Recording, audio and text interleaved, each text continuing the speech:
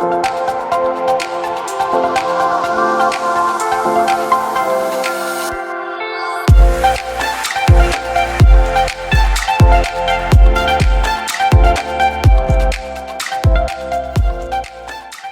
guys, it has been so long. Cheers to Sophia.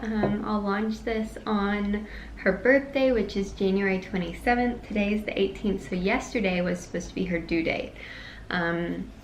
To share her birth story, perhaps you should go and watch the first video we ever posted here, which was sharing about James' accident, because that segues into January 27th.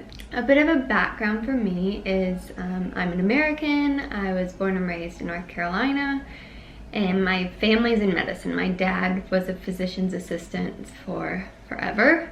My sister's a physician's assistant. So I had a hugely medicalized worldview, birth view, more so. So when I first married James and we talked about babies and when that would happen, I said, you put me in the hospital, you give me the epidural. No way was a home birth on my radar at all. So how I got from that worldview, that birth view, to a home birth was through research. And I want to give a disclaimer. I am not against hospital births. I just believe in making informed choices. And when I had decided way back when that I was definitely giving birth in a hospital, that was not an informed choice. It was fear of birth, for one. It was absolutely fear of giving birth, not knowing that knowing my body was created for this, but not really believing that. And knowing how to partner with this to do its thing. So when James and I guess it was when we got pregnant, I started reading and I started researching what the difference between a hospital birth is and a home birth or a birthing center, because in New Zealand you have those three options. And the more I read, the more having a home birth made absolute perfect sense to me. And I was like, oh, of course I'm gonna have a home birth. Like, this just makes so much sense. And I think I think the key for me that made that decision so easy is all about this thing called the cascade of intervention. So what that is the moment you have one intervention, it creates a bit of a cascade to another intervention and another intervention and another one in birth. Here we go. The maternity practices that can lead to a cascade of intervention include using various medications to induce labor, artificially breaking the membrane surrounding the baby and releasing amniotic fluid before or during labor, using synthetic oxytocin or pitocin to make labor move faster, giving medications for pain relief, laboring in bed versus being upright and moving about. In many instances, these practices cause problems because they disrupt the normal physiology of pregnancy, labor, and birth by interfering with hormones that move labor and birth along, creating opportunities for infection, having undesirable effects on your baby, making it harder for you to push your baby out. When these effects happen, women may feel that their bodies have failed them, not realizing that the things that went wrong could have actually been triggered by maternity practices themselves, i.e. the cascade of interventions. So for me, it was like, yeah, my midwife, my lead maternity care has given me the perfect, crystal clear, approved green light for me to birth at home. I'm gonna do this. So we are at 37 weeks pregnant in my storytelling. Watch that video of the accident. He just got really badly burnt, skin grafts, all that. 40-week date, he was discharged. The wrappings came off of his legs after surgery, and we realized that the skin grafts had took, and we chose to go home. He proved that he could walk upstairs, which was excruciatingly painful for him, but he just knew we needed to get back home so that he could be by my side for the birth. We went home, and Sophia did not come for 10 more days. So she was born on 41 weeks, 3 days gestation.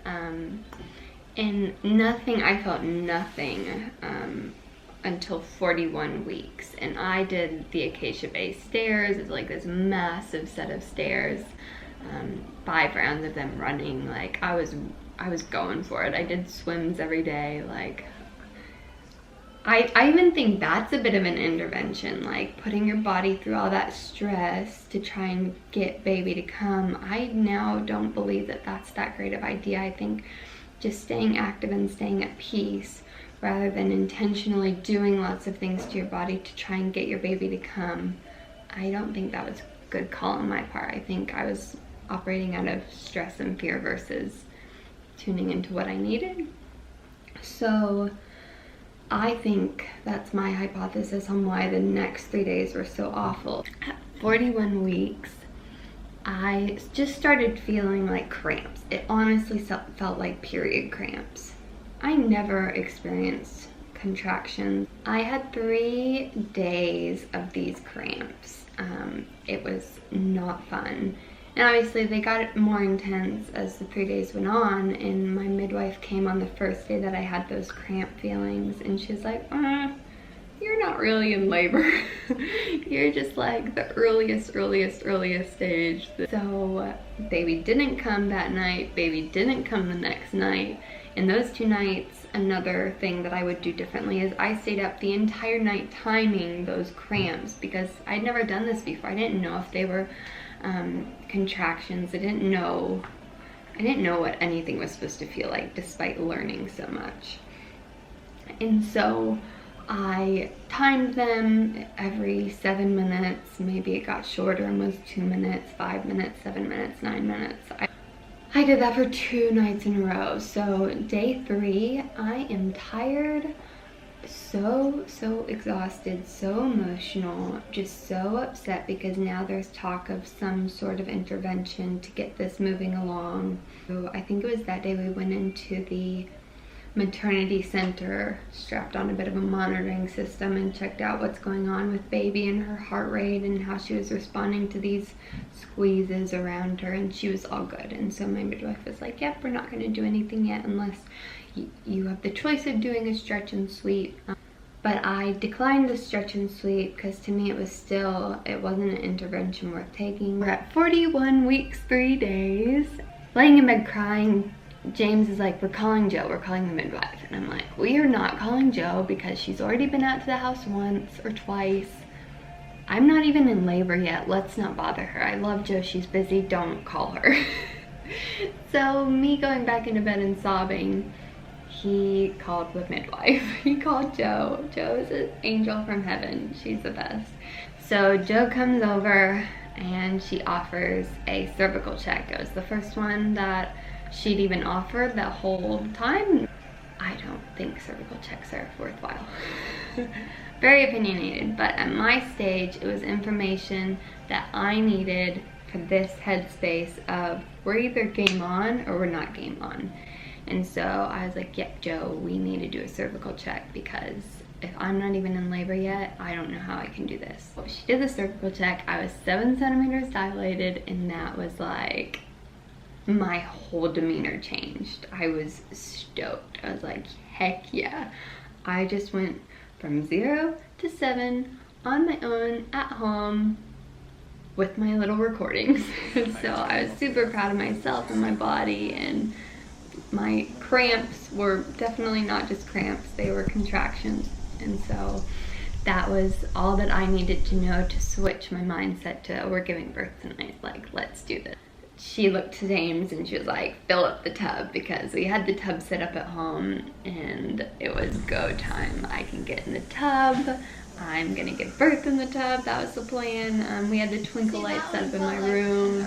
We had my birthing declarations up on the wall. James fills up the tub, I hop in the tub, I get the headphones on. I'm finally allowed to listen to that recording that it's birthing time, where my little lady coaches me through it all. And I knew this was gonna happen. I still had a feeling because of my personality. I was so annoyed by her voice in its birthing time that I didn't even listen to it. So I put it in and then I was like, nah, she's annoying, and then I put her on the bed. And that's why I didn't have a hypnobirthing birth because I didn't use any of the skills that I had just practiced for 4 months. I think I was just so excited that I just didn't want to do it that way. That was silly. Next time we'll see how I decide differently. And my dad was in the room, Joe was in the room, Gail, the other midwife, was in the room, James was in the room. They're all staring at me. But yeah, I didn't do the hypnobirthing recording. I'm in the pool and I was just so exhausted that I started not going to sleep, but just resting in the pool. And I was so exhausted, Sophia must have been so exhausted, that labor started stalling and my contractions weren't ramping up, they were slowing down. And I was in the pool for maybe 2 hours, so Joe came at 6:30, I got in the pool probably around 7:30, in the pool till maybe like 10:30, and 10:30, and she kicked me out of the pool because labor wasn't progressing the way it should, and that was not fun. Like, once again, that fear of I finally made it to this moment and now I don't even get to give birth in the space that I planned to. And she kicks me out, she does another check, and I remember her telling Gail, the other midwife, call Taupo Maternity, we need to bring Laurel in, like we need to make sure that everything's good inside, because Sophia's heart rate had slowed down. And I looked to James and I was like, you tell this baby to get out. Like, we're not going to the hospital, tell this baby to get out. And when I say we're not going to the hospital, because I've had some feedback from an Instagram post that women were super offended that I was too good for a hospital birth. That has nothing to do with this. Nothing. I don't pride myself in giving birth at home and not having an epidural. There's no pride in that. I just really did not want to do it. Like, it was just my own choice. It had nothing to do with me thinking that I was better than that. So I told James, tell this baby to get out. And I'm just praying, I'm like, Holy Spirit, come and help her exit. Come help. Joe then says, let's do this one thing and then we'll decide whether or not we're going to the hospital. She moves me, I go out to the couch in our living room. She hangs up an IV bag on this picture hook on the wall and she gives me an IV drip. And Sophia's heart rate got back to normal, healthy. My heart rate picked up. I was just like, I came alive again. And Joe saw that. She was like, okay, this is so good. Laurel, you need to start pushing. I think she must have done another check, 10 centimeters. You need to start pushing. And that sucked. Not Joe sucked, but that sucked because I never really felt this urge to push. I just didn't. I don't know how to describe it. It was, you know, women tell these stories of their bodies just pushing for them. That wasn't my story. So I pushed for 2 hours and 57 minutes. Pretty sure that was the number. And that was awful. That was so awful. All my skills, all my breathing techniques. I was a hyperventilating monkey. Like, this was not graceful at all. I was not a graceful birther. It was hilarious. The video of my birth is hilarious. And so I start out in the bed. I'm on the bed. I'm pushing on the bed. I wasn't comfortable there. I wanted to use gravity, so I get on the toilet. I'm pushing on the toilet for probably forever. I don't have times for these. I was pushing on the toilet forever. Then Joe was like, yep, baby's coming. Get off the toilet. So I got on my hands and knees because that's one position, and it hurt so bad. It hurt so much more being on my hands and knees that the only place I was comfortable, and probably I was just tired and lazy, was on my back. And so at the beginning of all of this, I was like, it's so stupid to give birth on your back. Like, that's not the position that you push in as far as it being helpful and conducive to moving baby down into the birth canal. Well, for me, that was the only position that I was comfortable in. So joke's on me, I gave birth on my back when I said that that was the stupidest position you could give birth in. So it taught me that actually, when you're in that situation, anything goes. So I was on my back so I moved from the bedroom to the toilet to the bathroom floor, kind of just flopped onto the bathroom floor. Our bathroom was tiny. It was me, Joe, Gail, and James all in the bathroom floor with my dad in the other room, the living room. He picking his little head in on the phone with my mom. And I must have pushed for quite a while there because I remember it being a while. And James, poor James, was in excruciating pain. He was not in as much pain as I was in. He was in a lot of pain, his legs, because when they're down, they hurt so bad. So he's on the floor next to me with the GoPro.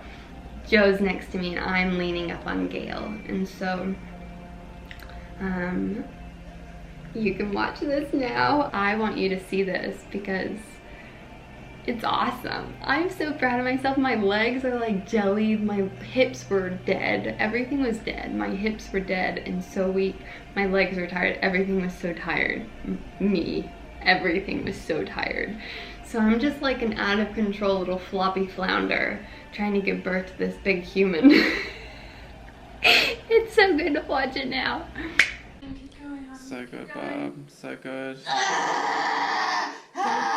No, breath in. Come on, breath in. Concentrate. Right down here. That's it. That's it, Bob. Come on. Let's go. Come on, go, Laurel.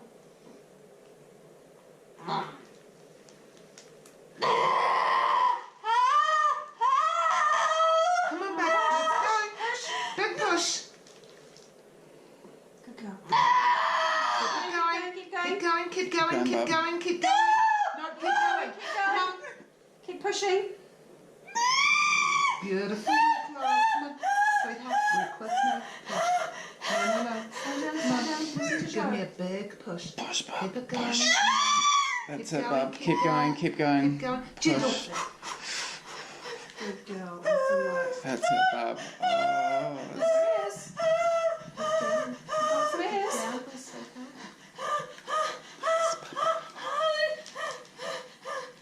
right. Sorry. You got contractions still? No, just tell me again.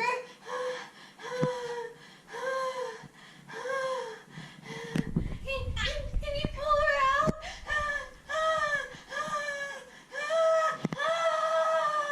It's going to be an athlete, this one. Check the sit house so I can give her a walk. you did so good, Bob.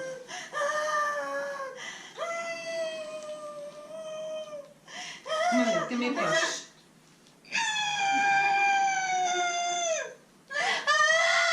Big push. Push.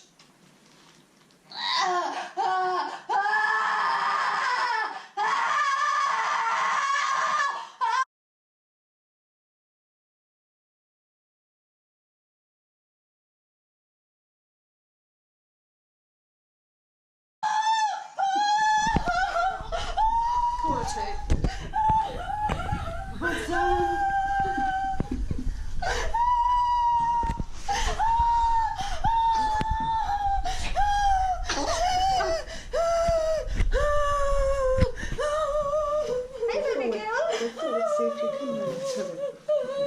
You did so good, Bob.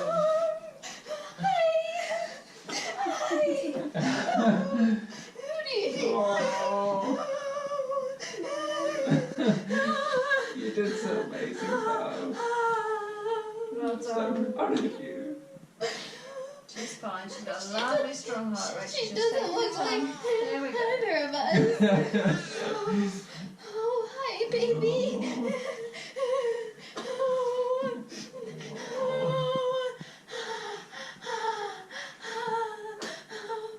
You're so sweet.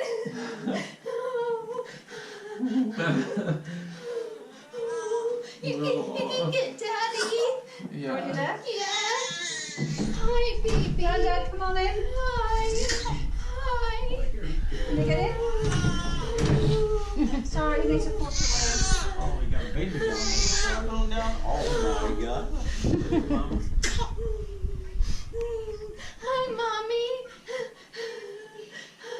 See? Is she happy? Oh, I'll call you back. She's happy. Yeah. God.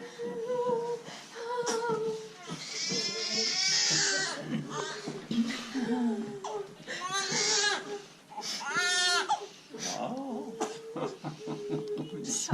Yeah, sorry, it's just a big breeze.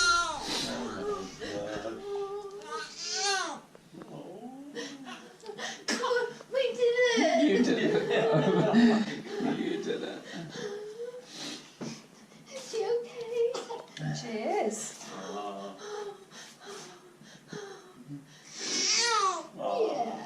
She's lovely. Anyway, you can come and sit down next to your daughter. Oh, get out of the way. Are you okay, James? Yeah.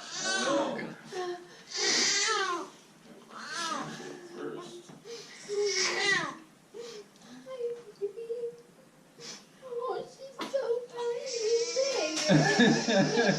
So tiny and big all at the same time. She doesn't look like either of us. Well, she just looks like her. She looks like her. Oh, she's perfect. Look at her. All that hair. So much hair. Oh.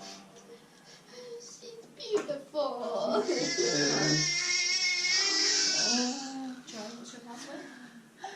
Making kids. You did it. I'm so proud of you. My vagina hurts. I bet it does. Hi, Mommy. Okay, isn't that the best?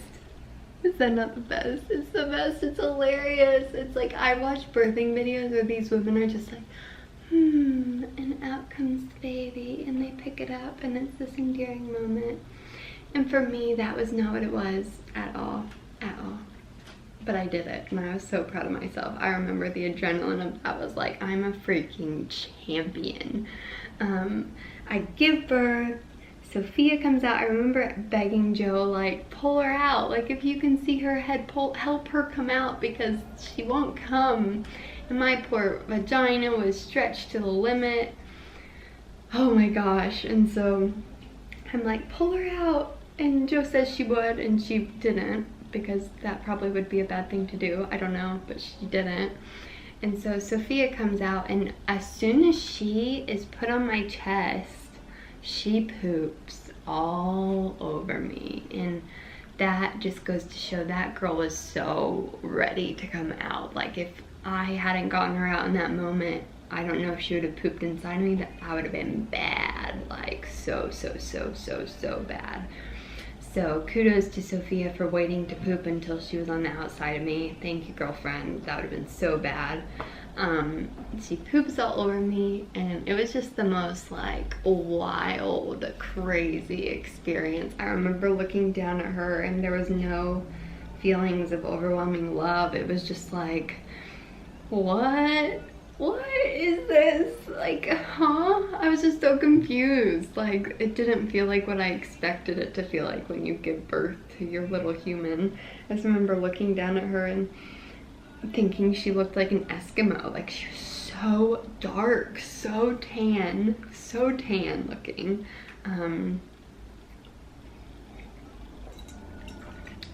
So tan, and it did not look like me. It did not look like James. Jet black hair, so much hair, and it was just so surreal. And then I just don't even remember anything after that. Like, I had her on my chest, but she had pooped, so I think Gail took her and maybe cleaned off the poop, and I hopped in the shower to clean off the poop off of me. We didn't give Sophia a bath because we wanted to keep the vernix on her. We never washed that off, and so I real quick rinsed the poop off my, because you know it's that first. Munchie's awake. Okay, I'll go get Munchie and bring her back up for this. Be right back. Speaking of Munchie arriving into the world, here she is. let's put your hair back so everyone can see you. This video is all about your birth. Where were we? Vernix, shower. I get back in bed because it's time to give birth to the placenta, as if enough hadn't come out of my hoo-hoo. One of the things that Joe did to help my skin, my vagina, was she put a hot compress. So she compressed on my vagina to, I guess, soften it and help it stretch. I think she told me that she was super concerned for my vagina. I was concerned for it. But it's funny, you don't actually think about those things. So it helped it stretch, and I didn't tear. I have Jesus, collagen, good nutrition, and Joe pegs it to that. She goes, your nutrition had to have been just so good for that cellular health of your skin to not tear. Some women tear. Man, my heart just breaks for you. Breaks. I cannot even fathom that. Once again, I'm not saying my skin's better than your skin, because someone's gonna take that as me being cocky. I'm not. It's just what my midwife pegged it to. Pushing for a long time maybe helped it slowly stretch. Being in the water, she said, really helped. So there's a couple reasons. So there's all that. I get on the bed because now I have to give birth to the placenta, and she gave me a shot of Pitocin. I don't remember if I was asked. Knowing Joe, I definitely was asked, because she's all about informed consent, but just to speed along the birth of the placenta. So it just popped out, shot me with Pitocin, literally popped out like, I don't think I pushed. It just blooped out. That was pretty funny. It came out really quickly, really easy. That was quite surreal.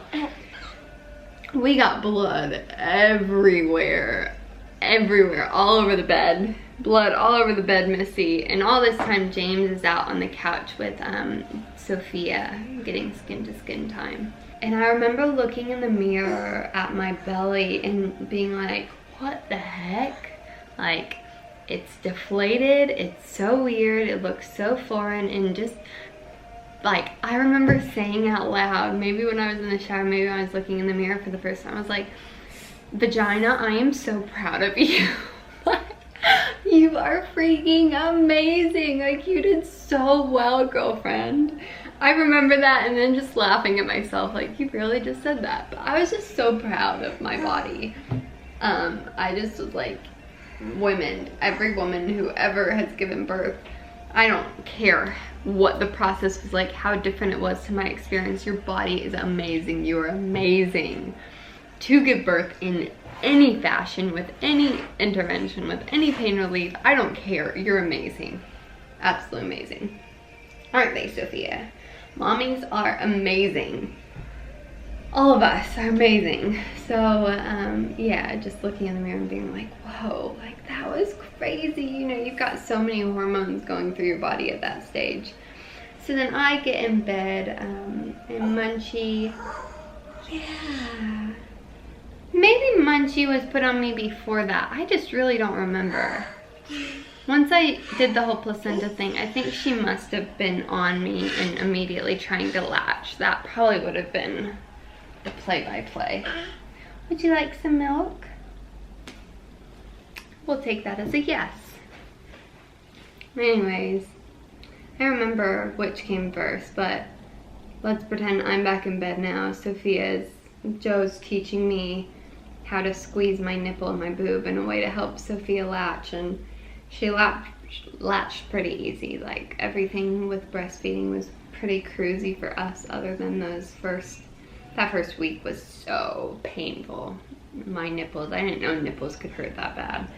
But she latched really easy.